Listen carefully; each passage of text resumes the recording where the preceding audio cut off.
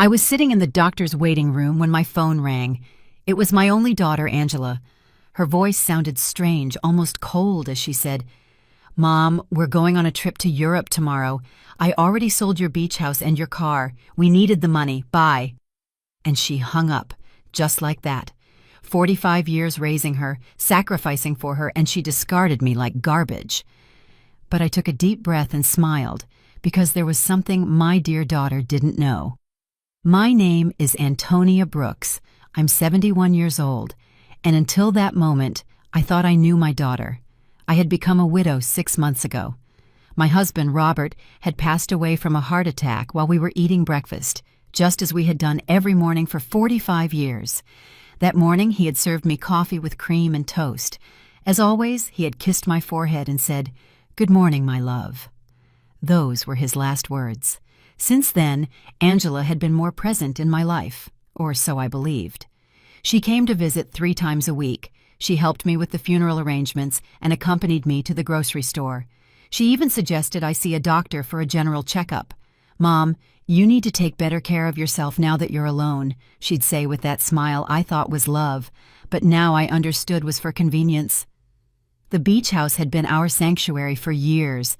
Robert and I bought it when Angela was 15, with a lot of hard work and sacrifice. Every summer we'd go there, building memories, celebrating birthdays and Christmases. Angela would bring her boyfriends, and later her husband, Edward. I would cook for everyone, clean, and do the laundry. It was our family tradition. I never thought she'd see it as just money. And the car, that old Ford pickup truck Robert cared for like his own child. He'd wash it every Sunday, change the oil religiously, and always park it in the same spot under the shade of the tree. Angela knew what that truck meant to me. It was the last thing I had left of him. His scent still lingered on the seats. When she hung up, I stayed there on that uncomfortable green plastic chair, surrounded by other sick people, and for the first time in months, I didn't cry. Something strange happened inside me, a calm I hadn't felt since Robert's death. Because in that moment, I remembered something I had completely forgotten. 3 days before he died, Robert had handed me a manila envelope. "Antonia, put this in the drawer of your dresser. If something happens to me, open it after a while, but only when you feel ready." I had put it away without much thought. After the funeral, with so much grief and so many arrangements, I simply forgot. But there it was, waiting for me at home. The nurse called me to go into the office. The doctor examined me and said I was in good health for my age, that I just needed to rest more and eat better. I nodded and smiled, but my mind was elsewhere. I was thinking about that envelope, about the coldness in Angela's voice, and how Edward was probably behind all of it. He had never liked me. He always saw me as a nuisance. I left the office and walked slowly to the bus stop. I no longer had a car, according to Angela, but as I waited, I couldn't help but smile. There was something poetic about all of this. My daughter thought she had left me with nothing, but what she didn't know was that Robert, my dear Robert, had always been a man who planned ahead. The bus arrived, and I sat by the window. I watched the city go by. The houses, the stores, people rushing everywhere, all with their own tragedies, their own secrets. I had my own too, and I was about to discover them. When I got home, I went straight to my room. I opened the dresser drawer, and there was the manila envelope, exactly where I had left it. My hands trembled slightly as I picked it up. I could feel there were several documents inside. Robert had written my name on the front in his neat handwriting. I sat on the bed we had shared for so many years and took a deep breath. It was starting to get dark outside, and the house was filling with those familiar shadows that no longer scared me. I opened the envelope slowly, as if unwrapping a birthday gift. What I found inside would change everything. What I found in that envelope took my breath away. There were legal documents, deeds, bank certificates, and a handwritten letter from Robert. My eyes filled with tears as I read his familiar handwriting. "My dear Antonia, if you are reading this, it means I am no longer with you. Forgive me for not telling you everything while I was alive, but I wanted to protect you from worries. Over the years, I invested our savings in properties and businesses. We don't just have the beach house, we have 6 other properties, including the apartment building where Angela and Edward live. We also have shares in 3 companies that are worth more than you can imagine. You are rich, my love. You always were rich. But now you are on paper, too. My hands trembled as I looked through the documents.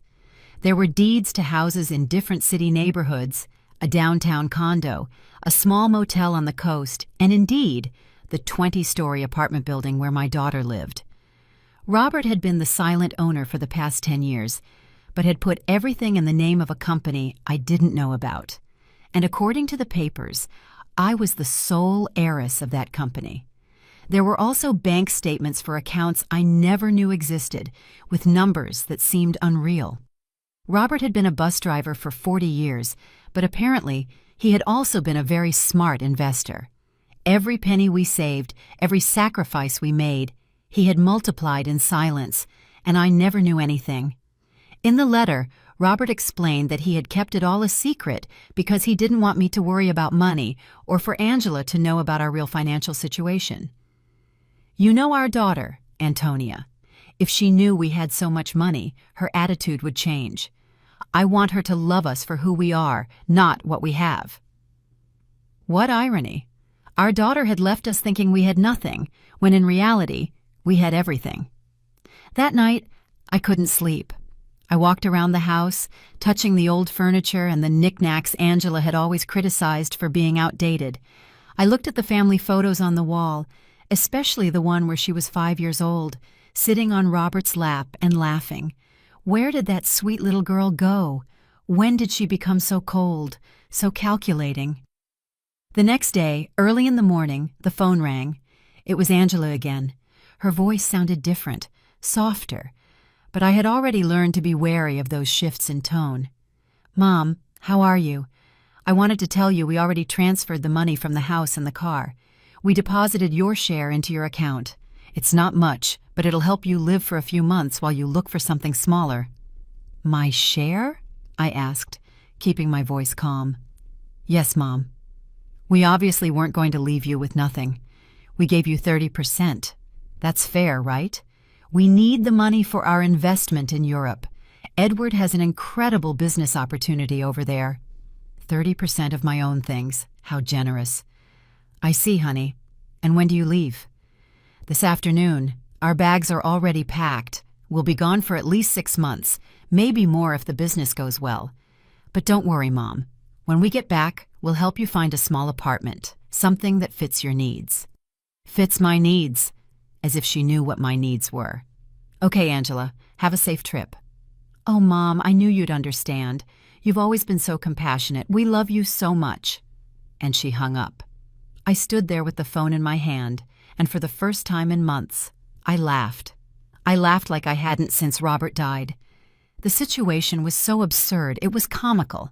My daughter had robbed me, kicked me out of my own house, talked to me with unbearable condescension, and all to fund a European adventure that would probably be a disaster.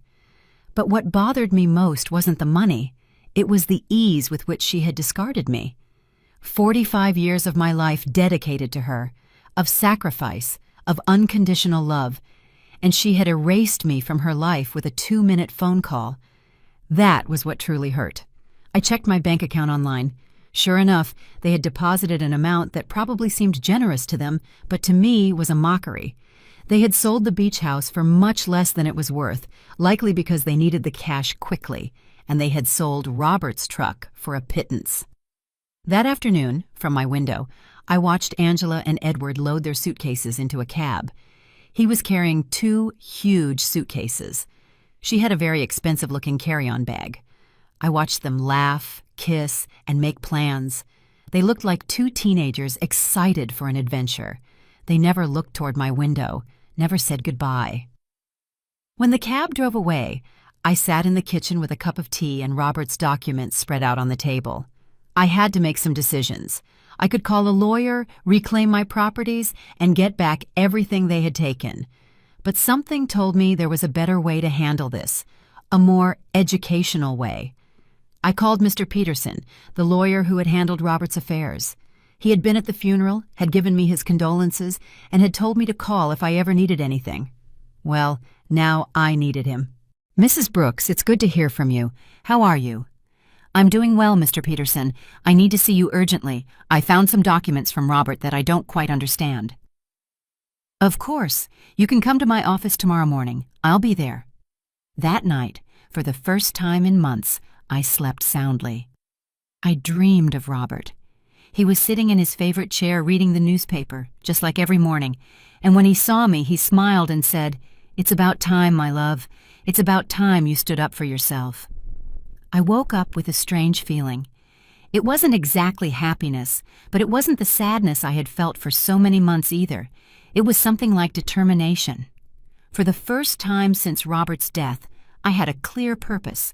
I was going to get back what was mine, but not in the way Angela expected. The next morning, I got dressed with more care than usual. I put on my wine-colored dress, the one Robert always said made me look elegant. I fixed my hair and put on a little makeup, and when I looked in the mirror, I saw a woman I hadn't seen in a long time. I saw a strong woman.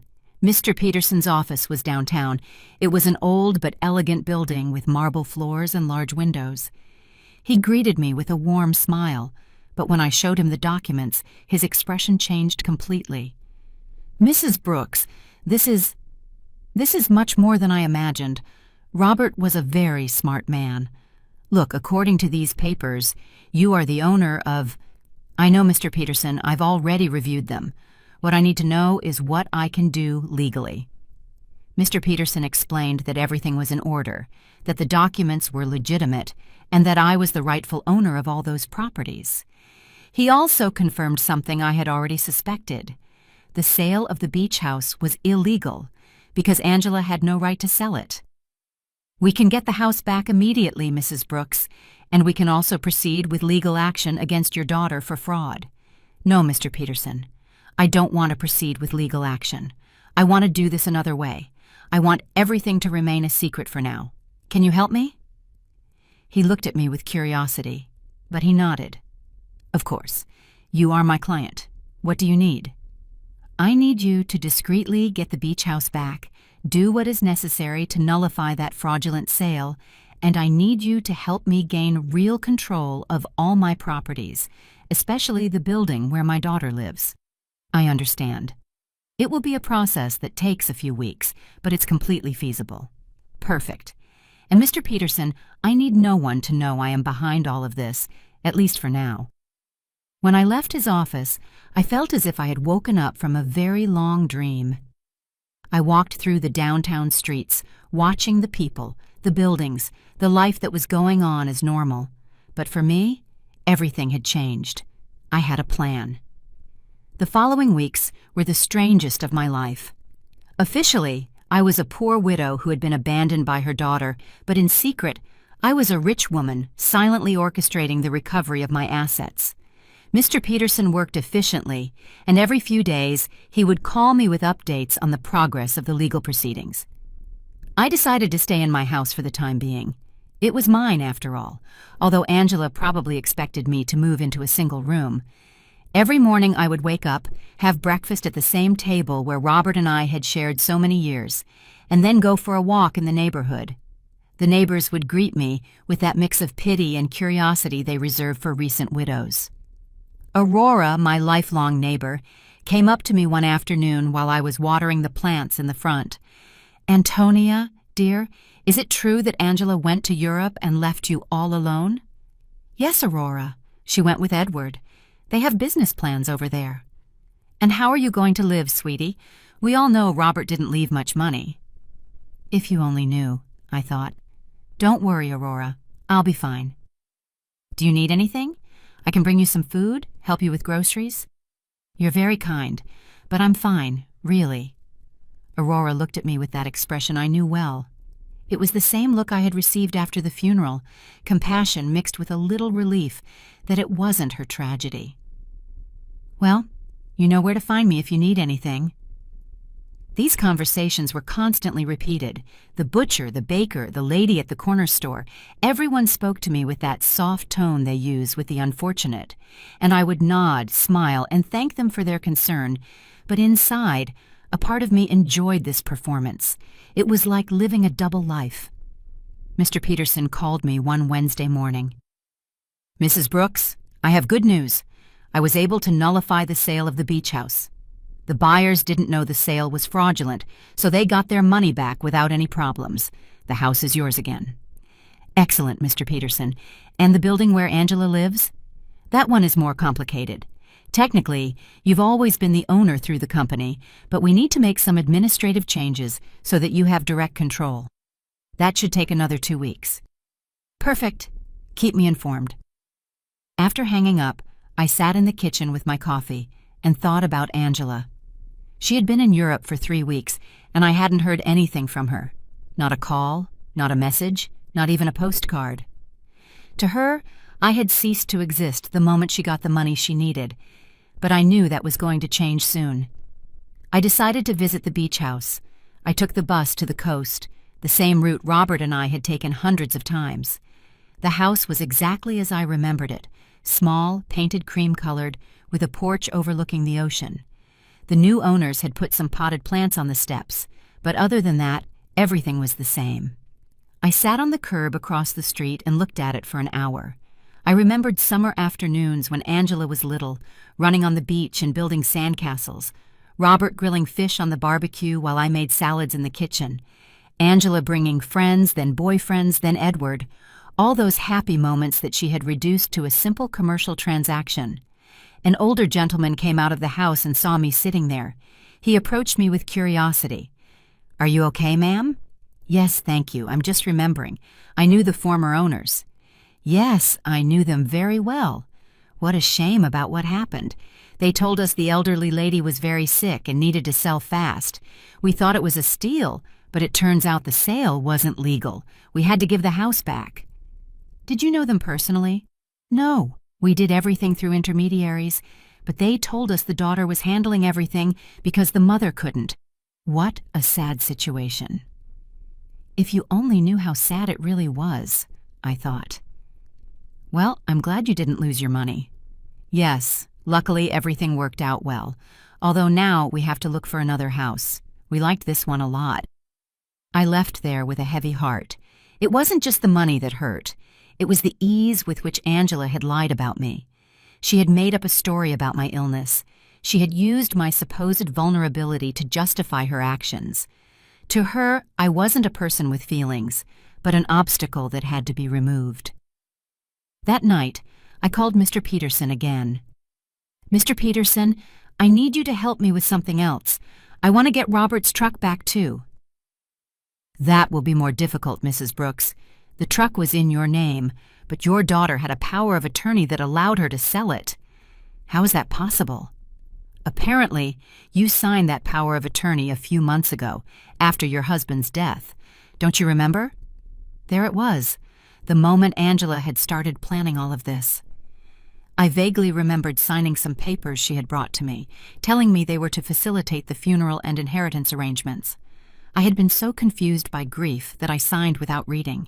How naive I had been. "I understand, Mr. Peterson. Is there any way to get it back?" "We can try, but it will be more complicated. We would need to prove that you signed that power of attorney under deception or coercion." "Let's do it. I want to get back everything they took from me." Over the next few weeks, I developed a strange routine. In the mornings, I was the poor widow everyone knew. I would go out to buy necessities, talk to the neighbors, and keep up appearances. But in the afternoons, I became a businesswoman.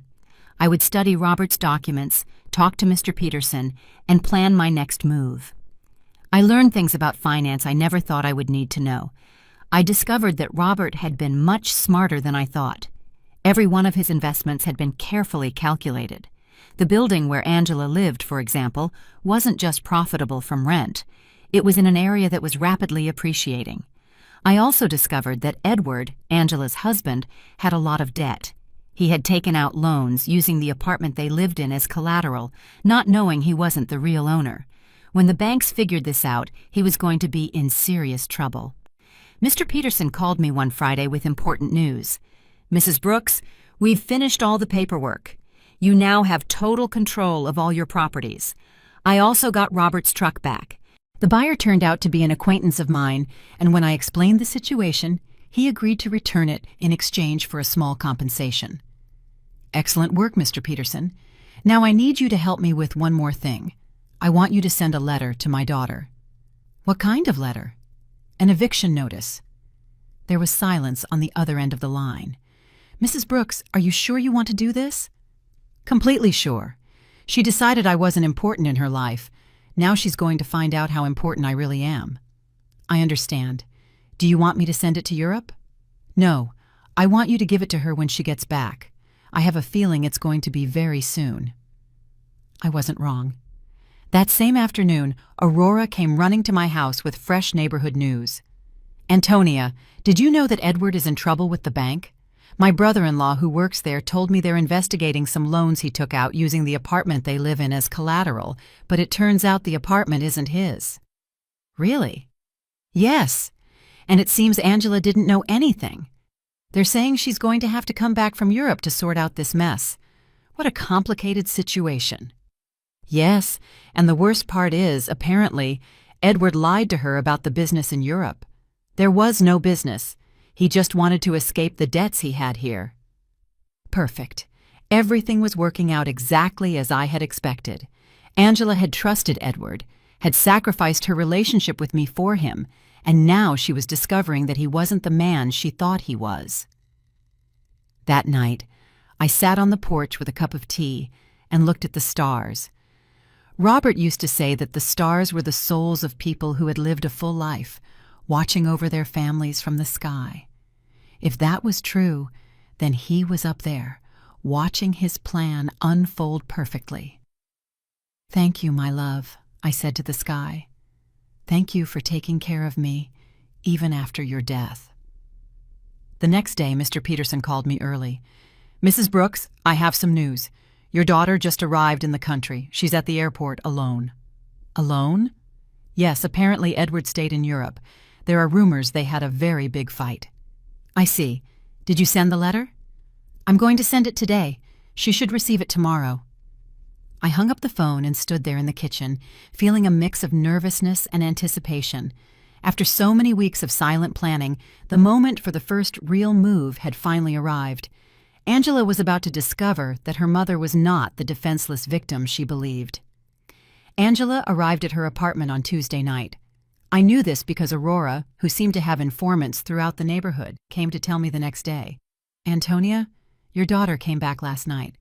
I saw her go in with one suitcase, but she looked terrible, pale, with dark circles under her eyes, as if she had been crying the whole flight. Alone, completely alone. And something strange, Antonia, when the doorman asked her for the keys, she didn't have them. She had to ask the superintendent to let her in with the emergency copy." Interesting. Edward had the keys, which meant he had probably decided not to come back.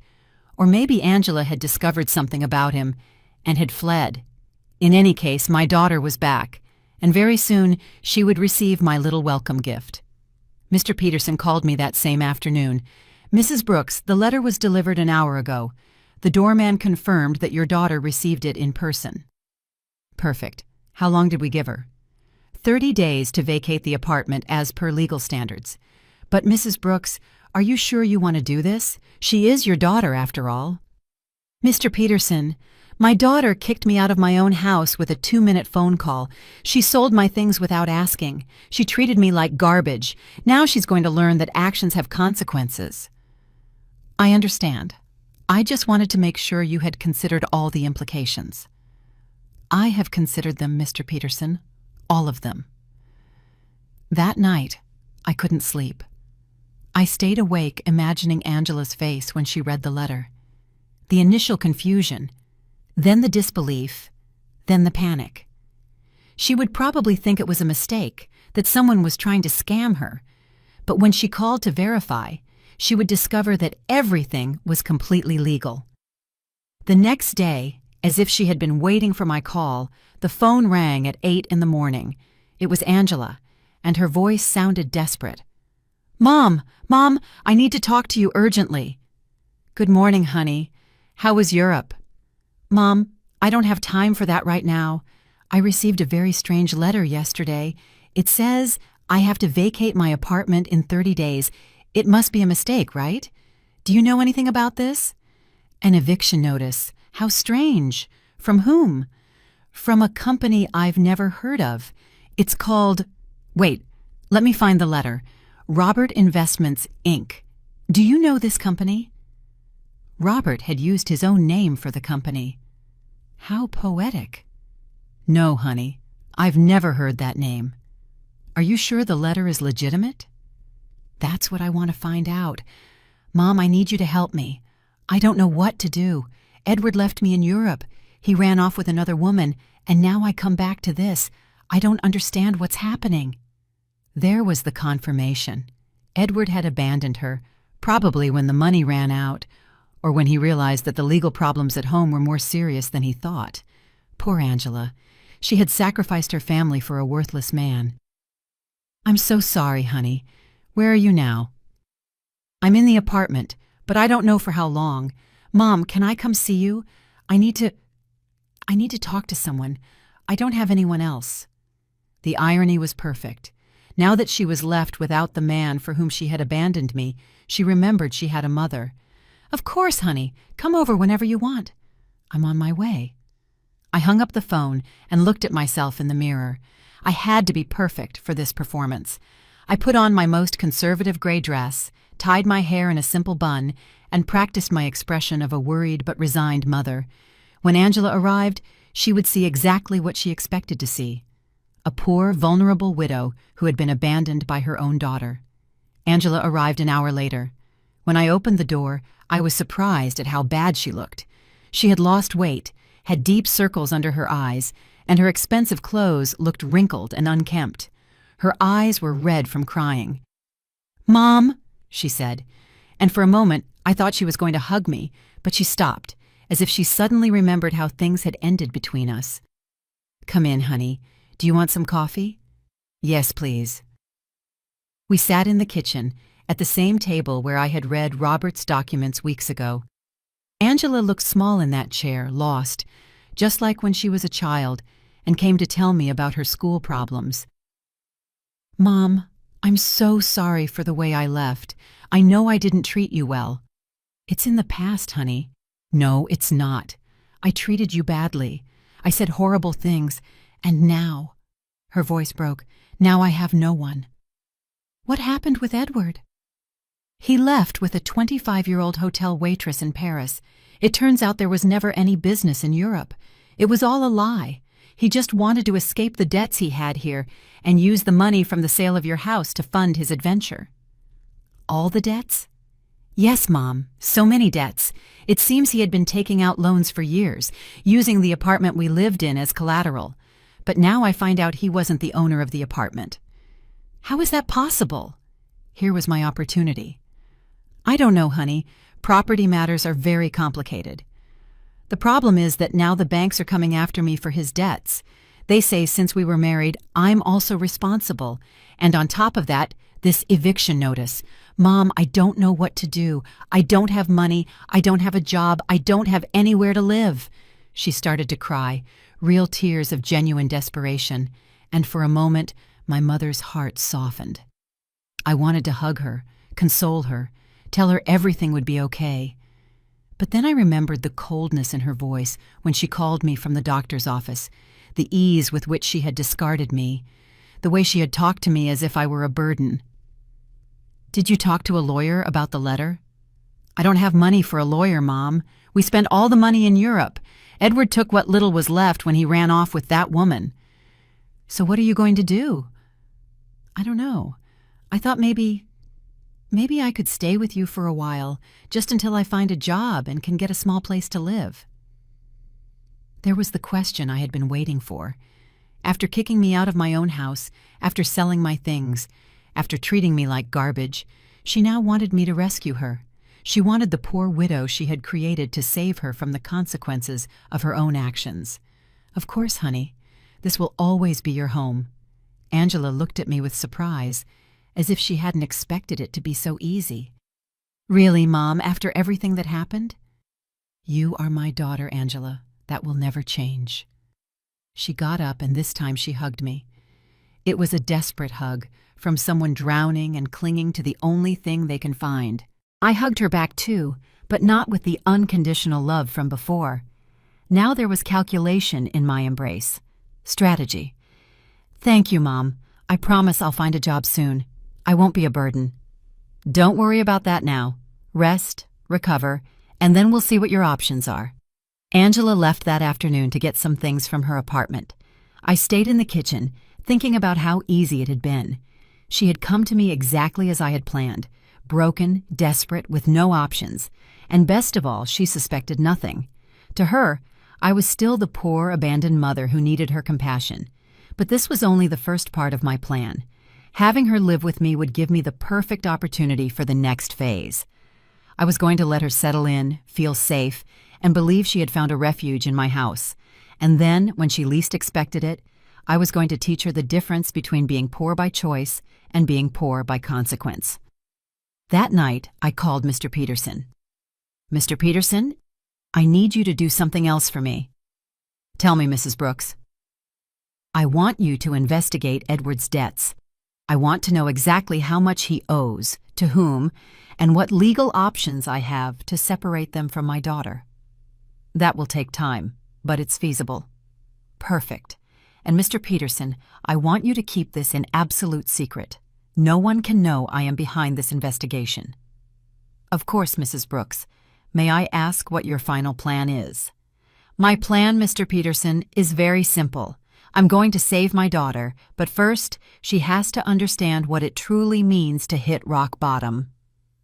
When I hung up, I poured myself a glass of the wine Robert had been saving for special occasions. It had been a long time since I'd had a special occasion like this one. The game had begun, and for the first time in months, I had all the good cards in my hand. Angela moved into my house the next day. She arrived with 2 suitcases and a cardboard box, all that was left of her previous life. I watched her unpack in her old room, the same one she had slept in during her teenage years, and I could see the humiliation in every one of her movements. She had gone from living in a luxury condo to taking refuge in her childhood bedroom. "Mom, I found this in the apartment," she said, showing me a manila envelope. "It was among Edward's things. It has your name on it. It was another one of Robert's envelopes." My heart sped up, but I kept my composure. "My name? How strange." "Yes, look." She showed me the envelope. Indeed, it had my name written on it in Robert's handwriting, but this envelope was different from the one I had found in my dresser. This one was smaller, newer. "Maybe Edward found it among Dad's things when he died and forgot to give it to me," Angela said. "It's possible. Can I see it?" I opened the envelope in her presence. Inside was a short letter and a small key. The letter said, "Antonia, if you are reading this after having received the main envelope, it means our daughter is going through a difficult time. This key opens a safety deposit box at the Central Bank, downtown branch. The number is 247. There is something there that can help you help her, but use it wisely. With eternal love, Robert." Angela read the letter over my shoulder. A safety deposit box? Dad had a safety deposit box? I had no idea. "I didn't either," I lied. "Your father never told me about this. Do you think we should go see what's in there?" "I don't know, honey. Maybe it's better to leave things as they are." "But Mom, maybe there's something important in there, documents, or, I don't know, maybe something valuable that can help us." The desperation in her voice was palpable. Angela was clinging to any possibility of finding a way out of her situation, and I was going to let her cling a little longer before I showed her the complete reality. "Okay," I said after a calculated pause. "We can go tomorrow." That night, Angela and I had dinner together for the first time in months. She had cooked, trying to be useful, but the food tasted of guilt and desperation. She told me more details about what had happened in Europe, and each story was worse than the last. Edward lied about everything, Mom, not just the business, but the debts, too. I thought he only owed a little bit of money, but it turns out he owes over $100,000. And the worst part is, he used my name for some of the loans without me knowing. How is that possible? He forged my signature. When I married him, I gave him some documents to handle the banking for our joint account. I never thought he'd use them for this. Do you have any way to prove you didn't know? I don't know. It's all so complicated. The banks say that since we were married, I'm responsible for all his debts anyway. And the divorce? I don't even know where Edward is now. He just disappeared. His phone is disconnected. He doesn't answer emails. Nothing. It's as if he vanished. Perfect. Edward had run away like the rat he had always been, leaving Angela to face the consequences of her actions alone. In a way, he had done me a favor. Now my daughter was experiencing exactly what I had felt when he abandoned me. Betrayal by someone she had completely trusted. I'm so sorry, honey. I didn't know things were so bad. I didn't either, Mom. I thought Edward loved me, that we were going to build something together, but it turns out I was just an easy way for him to get money and documents. Angela started to cry again. How could I have been so stupid? How did I not realize who he really was? It was tempting to tell her that I had seen the signs from the beginning, that I had tried to warn her that Edward never seemed trustworthy, but that would have broken my facade as a compassionate and vulnerable mother. Love can be blinding sometimes, honey. Don't blame yourself. But Mom, I didn't just ruin my life. I ruined yours too. I treated you horribly. I took your house, your truck, your things, and all to give to a man who abandoned me at the first opportunity. Now we're two poor women trying to survive because of me. It's in the past, Angela. We'll be okay. No, it's not. Now we're both in trouble because of my mistakes. You lost everything Dad left you, and I lost my marriage and my future. We're two poor women trying to survive. If she only knew, I thought, that at this very moment I had more money than she could possibly imagine, that I was the owner of the building where she lived, that I could solve all her problems with a single phone call. But it wasn't time yet. The next day, we went to the bank. Angela was nervous, hopeful. I maintained my act as a confused widow who didn't understand much about finance. The bank employee led us to the safety deposit boxes, verified my ID, and opened box number 247. Inside were jewels, many jewels, rings, necklaces, bracelets, earrings. I recognized some pieces as heirlooms from Robert's family. Others were completely new to me. There was also a letter explaining the origin of each piece and its approximate value. Angela gasped. Mom, this must be worth a fortune. You think so? Yes. Look at this emerald and this pearl necklace. Mom, Dad saved a treasure here. According to Robert's letter, the jewels were worth approximately $200,000. It was a significant amount, but it was nothing compared to the rest of my assets. It was like finding a few coins under the sofa when you have $1 million in the bank. What do we do with this, Mom? I don't know, honey. They're family memories. But Mom, we could sell some of the pieces. With this money, you could get your beach house back, and I could pay off some of Edward's debts. There it was again. Even when she found something valuable, Angela's first reaction was to think about how to use it to solve the problems Edward had created. She hadn't learned a thing yet. Are you sure you want to use your father's inheritance to pay Edward's debts? What other option do I have, Mom? If I don't pay something soon, the banks are going to foreclose on everything I have, and technically, I don't own anything. Everything was in Edward's name. Think carefully, honey. Once you sell these jewels, you won't be able to get them back. I know, but what else can I do? I can't get a job with all these legal claims pending. No employer is going to want to hire someone with so many legal problems. We took the jewels home. Angela spread them out on the kitchen table and examined them one by one, calculating which ones she could sell and which she could keep. It was painful to watch her reduce decades of family history to numbers on a spreadsheet. Mom, I think I can get $180,000 for the jewels, she said one afternoon, counting the bills on the kitchen table. It's less than I expected, but it's enough to pay off the most urgent debts. Are you sure you want to do this? I have no choice. If I don't pay something soon, they'll seize everything. Even this house could be at risk if they prove I have some kind of legal connection to the properties.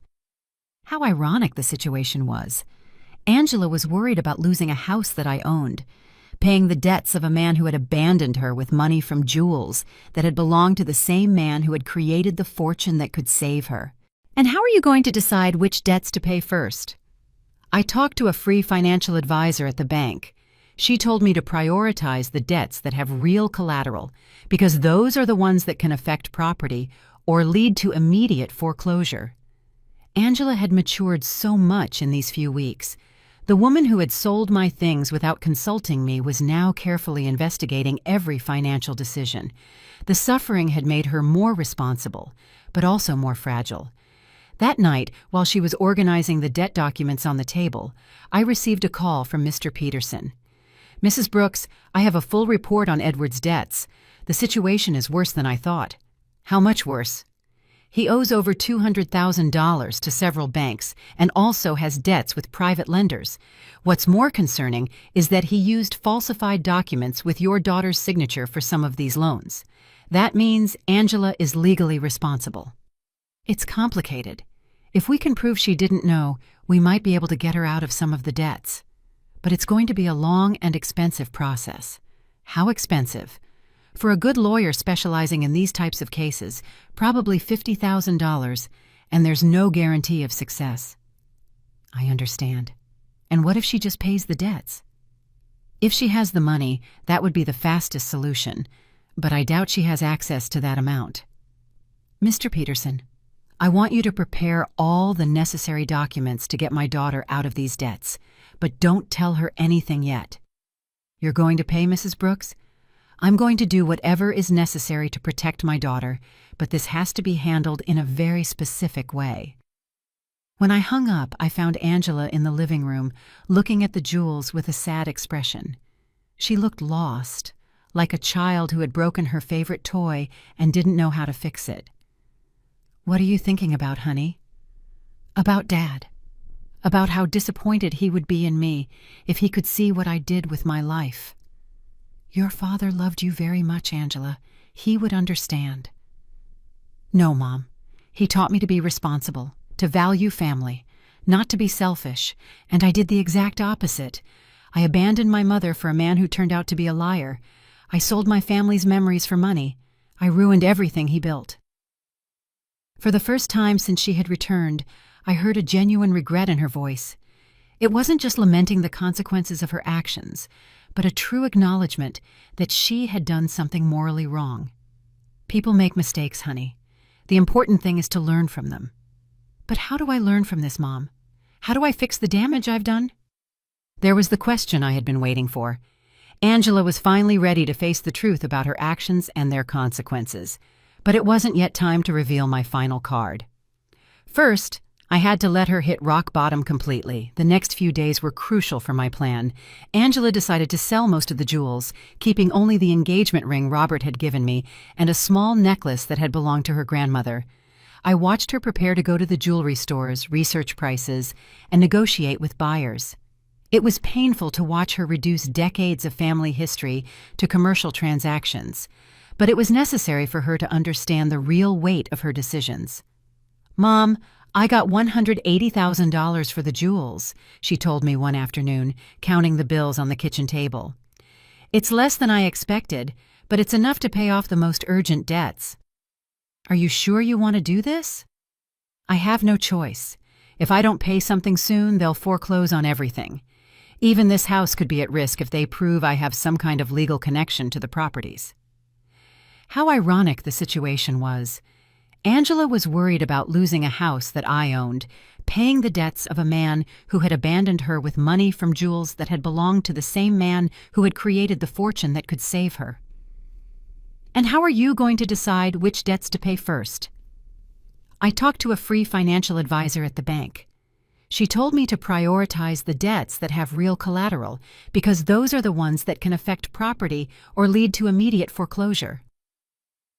Angela had matured so much in these few weeks. The woman who had sold my things without consulting me was now carefully investigating every financial decision. The suffering had made her more responsible, but also more fragile. That night, while she was organizing the debt documents on the table, I received a call from Mr. Peterson. "Mrs. Brooks, I have important news. We managed to locate Edward." "Where is he?" "In Paris, just as your daughter suspected. But here's the interesting part. He's trying to get French residency through a fake marriage with that young woman your daughter mentioned." "A fake marriage?" "Yes. Apparently the girl needs papers and he needs a way to stay in Europe without being deported. But the most important thing is that we found evidence that he deliberately falsified your daughter's documents with the intention of fleeing the country. That means Angela can get out of the debts." "With this evidence, yes. We can prove fraud and coercion. Your daughter won't have to pay anything for what Edward did behind her back." It was perfect. I had a way to save Angela from all her debts legally, without her suspecting that I had the money to do it. "Mr. Peterson, I want you to start the legal process immediately. Don't tell my daughter anything yet. I want the process to be completely finished before I tell her. I don't want to give her false hope." "Understood. This will take about 3 weeks, maybe a month." "Perfect." When I hung up, Angela looked at me with curiosity. "Who was that, Mom?" "A lady who was asking about Mrs. Davis, our neighbor on the corner. She had the wrong number." Lying had become easy. Every day that passed, I felt more comfortable with this double life I was leading. On one hand, I was the poor, abandoned mother Angela believed me to be. On the other, I was a wealthy woman, silently orchestrating my daughter's salvation and education. Over the next 2 weeks, I watched Angela struggle with decisions she never had to make. How to stretch money for food, how to negotiate with creditors, how to look for a job when your credit history is ruined. It was a cruel but necessary education. "Mom, I went to 3 job interviews today," she told me one evening, coming home with swollen feet and a tired face. 2 of them told me they can't hire me because of the pending legal problems. The 3rd one offered me a part-time job cleaning offices at night. "Are you going to take it?" "I have no choice. It pays very little, but it's better than nothing, and I can work at night so I can keep looking for something better during the day." Seeing my daughter, who had lived a comfortable life for over 40 years, preparing to clean offices at night broke my heart, but it also filled me with pride. She was finally facing reality without expecting someone else to solve her problems. "Are you sure you can handle so much physical work?" "I'll have to learn.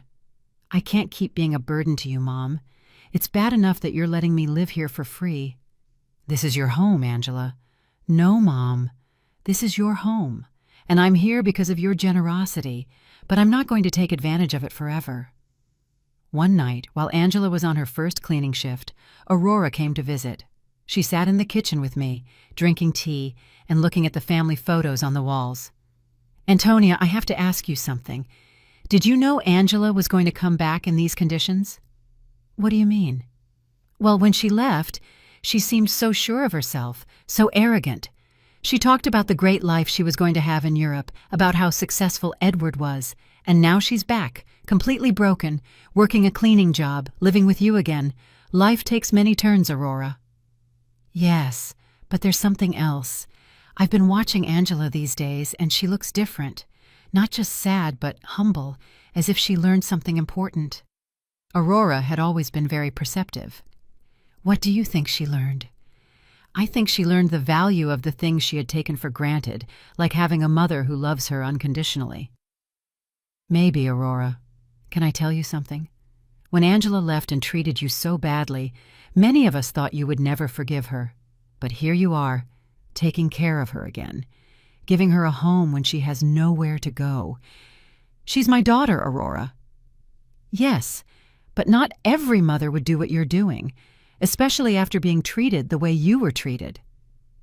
If Aurora only knew the complete truth, that I had the power to solve all of Angela's problems, but was choosing to let her suffer a little longer so she would learn the full lesson. "Do you think I'm doing the right thing?" "I think you're doing what a good mother would do. But I also think Angela needs to fully understand what she lost when she abandoned you. What do you mean?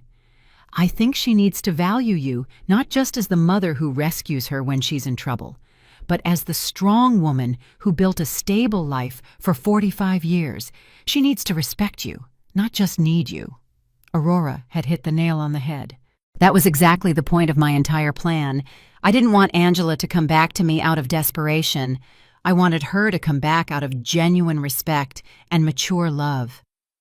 And how do you think that can happen? I think it's already happening. I've seen her these past few days, Antonia. The way she talks to you now is completely different. She's no longer the daughter who gives you orders or treats you like a burden. Now she's a grown woman who is genuinely grateful to have a mother like you. That night, when Angela returned from her job, I saw her arrive tired, but with a new dignity. She had earned those few dollars with her own effort, and that meant something to her. "How was your first day?" "Hard, but not as bad as I thought. The other ladies who work there helped me a lot. One of them, Mrs. Johnson, taught me tricks to clean more efficiently." "Mrs. Johnson?" "Yes. She's 60 years old and has been cleaning offices for 20 years. She told me she started after her husband left her with 3 small children. She says it's not the job she dreamed of, but that it gave her independence and dignity." "She sounds like a wise woman." "She is. She said something that made me think a lot. She told me there are 2 types of people who end up doing this job. The ones who are there because they never had opportunities, and the ones who are there because they ruined the opportunities they did have. She asked me which group I was in." "And what did you tell her?" "I told her the truth, that I had all the opportunities in the world, a family that loved me, a stable home, an inheritance, and that I ruined it all by following a worthless man." "What did she say?" "She laughed and said, 'Well, honey, then at least you know exactly why you're here. That puts you 1 step ahead of most people.'" Angela poured herself a glass of water and sat with me at the table. "Mom, I want you to know something. These past few weeks have been the hardest of my life, but also the most important." "Why?" "Because I finally understand what really matters. It's not money. It's not living in the most luxurious apartment. It's not impressing people. It's having people who genuinely love you, who are there when everything falls apart." "Angela, no, let me finish. You have every right to hate me for what I did to you. I abandoned you when you needed me most. I took everything Dad left you. I treated you as if you were a nuisance. And now I'm here again, expecting you to forgive me and take care of me. I already forgave you, honey. But I haven't forgiven myself. And I won't until I prove that I've truly changed, that I've learned from my mistakes." Mr. Peterson called me the next morning. "Mrs. Brooks, I have excellent news. The legal process is almost complete. We can get your daughter out of all of Edward's debts." It was time. After weeks of watching Angela struggle, work, and reflect on her mistakes, the moment had finally arrived to show her that she had never been alone, that she had always had someone quietly watching over her. "Mr. Peterson, I want you to organize a meeting. It's time for my daughter to know the whole truth." Mr. Peterson arranged the meeting for Friday morning at his office. I told Angela that I had made an appointment with a lawyer who could help her with her legal problems, but I didn't explain the details. She agreed to come, although she was nervous about the cost of the consultation. "Mom, I don't have money to pay a lawyer. I barely have enough to cover basic expenses." "Don't worry about that now, honey. Let's just hear what he has to say."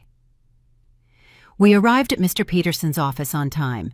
Angela had dressed in her best clothes, which now looked a little big on her thinner body. She was nervous, wringing her hands, expecting another piece of bad news on her endless list of problems. Mr. Peterson greeted us with his usual professional smile. "Mrs. Brooks, Miss Brooks, thank you for coming." "Thank you for seeing us," Angela replied, "although I should warn you that my financial situation is very complicated and I probably can't afford high fees." "That's exactly what we're going to talk about," Mr. Peterson said, exchanging a look with me. But first, I need you to review these documents." Mr. Peterson handed Angela a thick folder. She opened it and began to read, her expression gradually changing from confusion to surprise. "I don't understand. These documents say that Edward forged my signature, that there is evidence of fraud, that I am not responsible for the debts." "That's right. We have been investigating your case for the past few weeks. We found enough evidence to prove that you were a victim of identity fraud." "But how is that possible? Who paid for this investigation? I don't have money for this." Mr. Peterson looked at me. It was my moment. "Angela, there's something I need to tell you." "What, Mom?" I took a deep breath. After weeks of acting, I was finally going to reveal the truth. "Your father left me more than you knew, much more." "What do you mean?" "Mr. Peterson, show her the other documents." Mr. Peterson took out a second folder and handed it to Angela.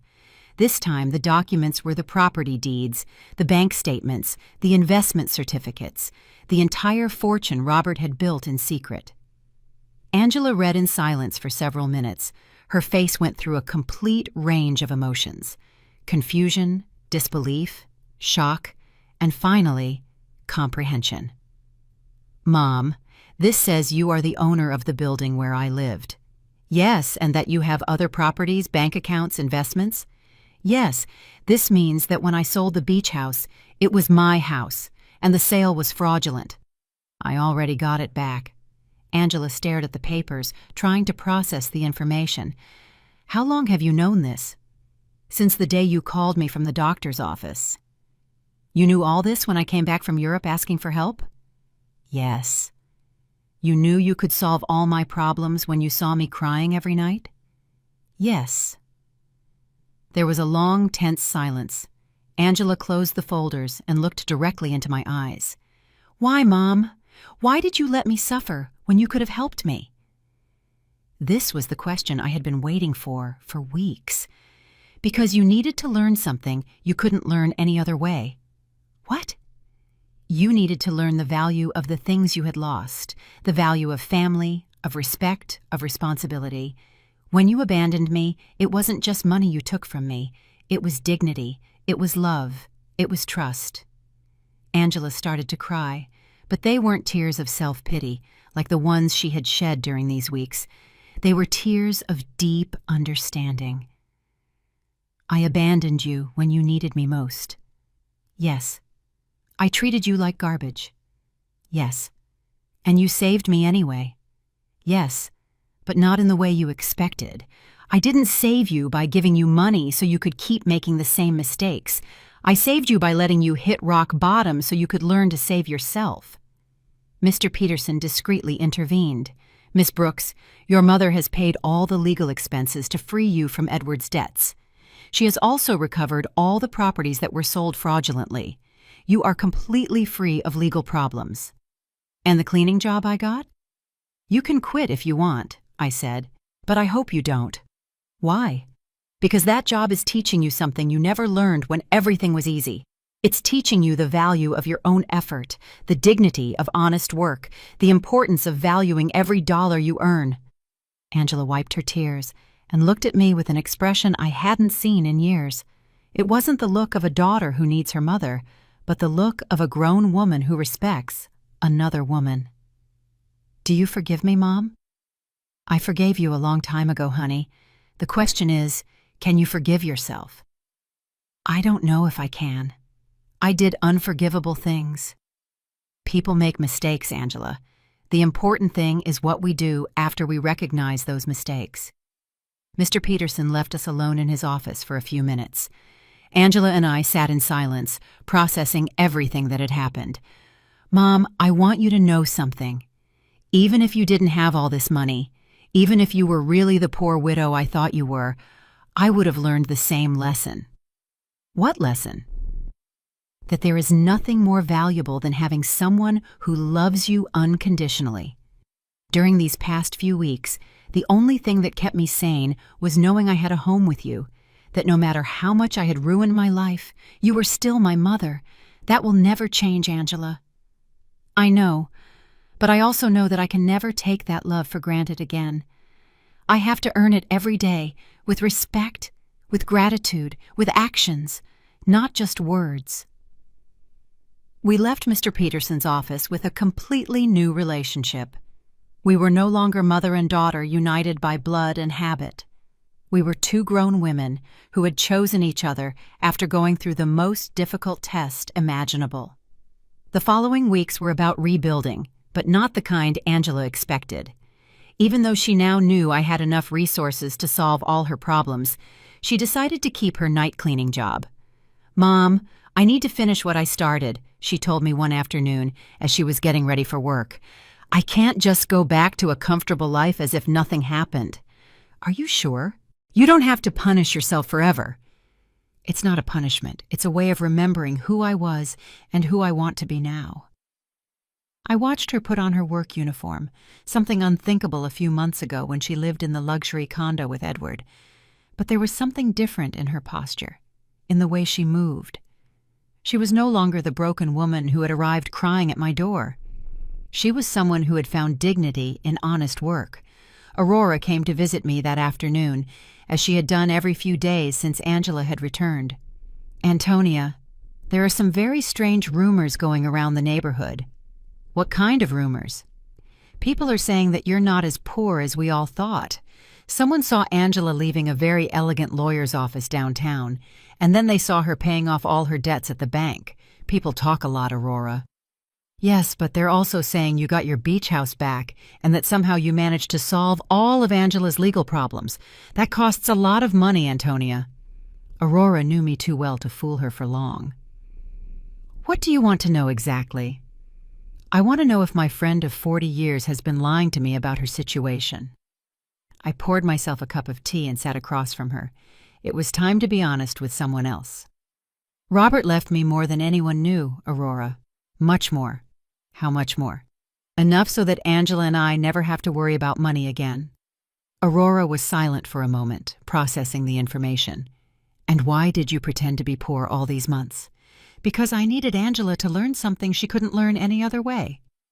I told her the whole story: Angela's cruel phone call, my plan of silent revenge, the weeks of watching her hit rock bottom, and finally, the revelation in Mr. Peterson's office. "Antonia, that is brilliant and terrible at the same time." "Terrible?" "Yes, because you let your own daughter suffer when you could have helped her immediately. But also brilliant, because I understand why you did it." "You do?" "Yes. Angela needed to learn the value of the things she had lost. If you had simply given her money to solve her problems, she would have learned that there's always someone who will rescue her from the consequences of her bad decisions." "Exactly. But Antonia, didn't it hurt you to see her suffer?" "Every day. Every night I saw her crying. Every morning I saw her get up to go to work, tired and defeated. But I knew that if I rescued her too soon, she wouldn't have learned the full lesson." "And do you think she learned it?" "Look for yourself. Angela knows that she now has access to enough money to live comfortably, but she chose to keep her job. She knows she can move to a better place, but she decided to stay here with me. She knows she doesn't have to worry about the debts, but she's using her own savings to help other women in similar situations." "She's helping other women?" "Yes. She became friends with the ladies she works with, and is using some of the money she earned cleaning offices to help a coworker who is having trouble paying for her son's daycare." Aurora smiled. "That's not the Angela who went to Europe." "No, she's not. This Angela understands that money is a tool, not a goal. She understands that dignity comes from work and respect, not from material possessions." That night, when Angela returned from work, she found me reading in the living room. "Mom, I have to tell you something. Today, Mrs. Johnson asked me if I was the daughter of the rich lady from the north side of town." "What did you tell her?" "I said yes, that you have enough money for me not to have to work." "And do you know what she asked me next?" "What?" "She asked me why I was still working. So I explained that it was because I need to prove to myself that I can stand on my own 2 feet. "And what did she say?" She laughed and said, "Honey, that's the difference between being rich and acting rich. Your mom taught you how to be truly rich. Mrs. Johnson is very wise. She is, and she made me understand something important. It's not about the money you have, but about how you use it and how you relate to it. Angela sat down with me on the sofa. Mom, I want you to know that I've made a decision. I'm going to keep living here with you, but not as a daughter who has come back home to her parents. I want to stay here as a grown woman who chooses to share her life with her mother. What's the difference? The difference is that I'm going to pay my share of the expenses. I'm going to contribute to the upkeep of the house, and I'm going to treat this relationship as a partnership between two independent women who love and respect each other. Angela, you don't need to. Yes, I do, Mom. I need our relationship to be different from what it was before. Before, I was a daughter who took her mother's love and care for granted. Now, I want to be a grown woman who values and takes care of the most important relationship in her life. And your job? I'm going to keep working, but not necessarily cleaning offices forever. I want to go back to school. I want to prepare myself to do something more meaningful with my life, but I want to do it step by step, earning every opportunity. Do you have any idea what you want to study? Yes, I want to study social work. These past few weeks have taught me how many people are going through difficult situations without having anyone to support them. I want to use the resources we have to help other women who are going through what I went through. It was perfect. Angela had not only learned to value what she had, but she had found a way to use her experience for something constructive. And what about Edward? Mr. Peterson told me he was arrested in France for the fraudulent marriage. He's going to be deported soon, but honestly, Mom, I don't care anymore. That part of my life is over. You don't feel any resentment? No. Edward did me a favor without even knowing it. If he hadn't abandoned and betrayed me, I never would have hit rock bottom. And if I had never hit rock bottom, I never would have learned to truly value what I have. That night, for the first time in months, I went to bed completely at peace. My plan had worked perfectly. Angela had not only learned the lessons she needed to learn, but she had emerged from the experience as a stronger, wiser, and more compassionate person. Robert would have been so proud. 6 months later, our life had found a new balance that neither of us could have imagined before. Angela finished her social work studies with excellent grades, and I decided to use some of my resources to establish a foundation to help women in situations of domestic violence and financial abandonment. Mom, the letter from the university arrived, Angela said one morning, coming into the kitchen with an envelope in her hands. I was accepted into the master's program. I start next semester. But Mom, I want you to know I'm going to pay for it with my own savings. I've been saving money from my job at the city. The salary isn't high, but she had learned to live with the essentials and to value every dollar she earned. Are you sure? We can easily afford the master's program. I know, but I need to do it on my own. It's part of who I am now.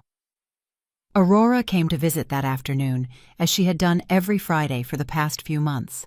She had become a confidant to both of us, watching our transformation with fascination. Antonia, I have to confess something, she said, pouring herself a second cup of tea. At first, I thought you were very cruel to Angela. And what do you think now? Now I think you were the wisest mother I've ever known. Look at your daughter. Really look at her. It was true. The Angela who was in the living room studying for her exams was completely different from the one who had left for Europe months ago. This Angela had a serenity that came from within, a confidence that was based on her own achievements, not on material possessions. Did you know I saw Angela at the grocery store yesterday, buying vegetables for a family she's helping through her job? She hadn't told me, and when I asked her why she was using her own money instead of the government budget, she told me that some things can't be measured in official budgets. That night, Angela and I had dinner on the porch, something that had become a tradition. It was our time to talk about the day, plan for the future, and simply enjoy each other's company. Mom, I received a very strange letter today, she said, cutting her salad. From whom? From Edward. My muscles tensed. Edward? He wrote to you? From where? From prison in France. Apparently he was sentenced to 2 years for marriage fraud. In the letter, he says he regrets everything he did and wants to ask for my forgiveness. And how do you feel about it? Honestly, I don't feel anything. No anger, no sadness, no desire for revenge. It's as if that part of my life happened decades ago, not months ago. Are you going to write back? No. Not because I hate him, but because there's nothing to say. That Angela who married him no longer exists. This Angela has nothing to talk to him about. I was impressed by the maturity in her voice. The woman sitting across from me had developed an inner strength that came from hitting rock bottom and getting up on her own. Do you know what this whole experience taught me, Mom? What? That true love isn't the one that tells you what you want to hear. True love is the one that teaches you what you need to learn, even when it hurts. It's a difficult lesson to learn, but it's a necessary one. Edward told me what I wanted to hear. He made me feel special. He convinced me that I deserved a life of luxury without effort. You taught me that true wealth comes from hard work, respect, and genuine relationships. That night, after Angela went to her room to study, I sat on the porch alone, looking at the stars and thinking about Robert. I had promised him I would take care of our daughter, and I finally felt I had fulfilled that promise in the right way. I hadn't taken care of her by giving her money when she needed it. I had taken care of her by teaching her to take care of herself. I hadn't saved her by solving her problems. I had saved her by allowing her to learn to solve them on her own. The next day was Sunday, and we had planned to visit the beach house together for the first time since I had gotten it back. Angela hadn't wanted to go before, saying she needed time to process everything that had happened. "Are you ready?" I asked her as we got into the truck. "I think so." The trip was silent, but comfortable. When we arrived, Angela stood for a moment in the truck, looking at the house where we had spent so many family summers. "It looks exactly the same," she said finally. "Some things don't change, but others do. I am not the same person who sold this house." We went in together. The house was clean and tidy, exactly as Robert and I had kept it for years. Angela walked through each room, touching the furniture and looking at the family photos that hung on the walls. "Mom, I want to apologize." "You already apologized, honey." "No.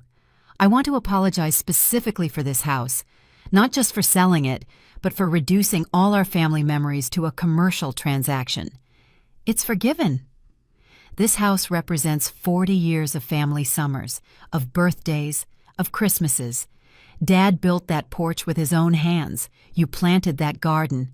I learned to swim at that beach, and I turned it all into money to fund the adventure of a worthless man." She sat on the sofa where Robert used to read on Sunday mornings. "Do you know what hurts me the most?" "What?" "That when I sold it, I didn't feel anything. It was just another property. Now, being here again, I can feel Dad in every corner. I can hear his laughter, smell his morning coffee, see his reading glasses on the table. He is here, Angela. He has always been here. I know, and I also know that he is proud of how you handled all of this." We spent the whole day at the house, cooking together, cleaning, and fixing small details. It was like a ritual of reconnection, not just with the place, but with the values that place represented. When the sun began to set, we sat on the porch Robert had built, looking at the ocean. "Mom, I have a proposal." "What is it?" "I want us to turn this house into a temporary shelter for women who are leaving situations of domestic violence, a place where they can stay while they rebuild their lives." It was the perfect proposal. Robert would have loved the idea that his beach house would serve to help other families. "I think that's a beautiful idea, honey. We can use some of the foundation's resources to maintain it, and I can oversee the program through my job." "Are you sure you want to turn our family sanctuary into that, Mom?" "The best sanctuaries are the ones that are shared. Dad always said that a house isn't truly a home until it opens its doors to other people who need love." He was right.